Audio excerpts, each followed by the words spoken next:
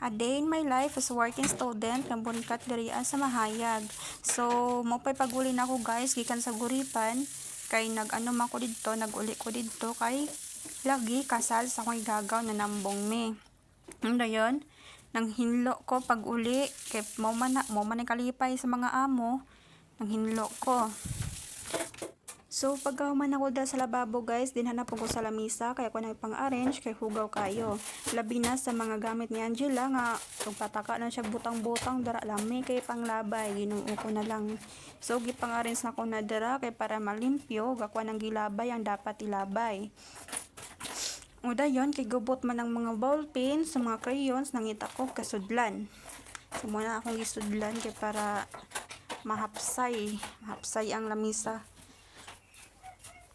So, fast forward guys, nagkuan ako dara, nang separate ko sa mga lamas, kay nangalata naman ng uban, ako wala ng giyabo, kay para na-separate na ko ang lata o ang di lata. Na siya guys, dahil pipino, oh, lang, nasayang lang. Another fast forward guys, so mo na gipang arrange na nako, ako nang gipang labay ang mga dapat ilabay. So muna daghang kay basura dara guys, panamong kusina asta ang hugawa kay talagsara jud ni tawon mahinluan. So dara dapita pahuman na ang lamisa ra pod hinuon ang pahuman na. Ang salog wala pa. Nahuman na guys, hapsay na. And pagkahuman ako sa lamisa, kay dinadamo po ako sa salog ipanghulog, ako nang gisilhigan. Silhigan ako kay para mga magawas na mga hugaw, and pagkahuman mamapan. Og dara guys, gimapan na nako kay panglas na siya para mahinlo og mawala jud ang mga hugaw.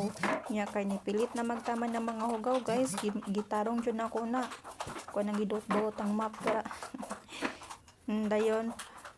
Dayon na puros dayon Ginoo ko, Diyos mio. Dira na part guys, pahumana na siya. Pahumana na.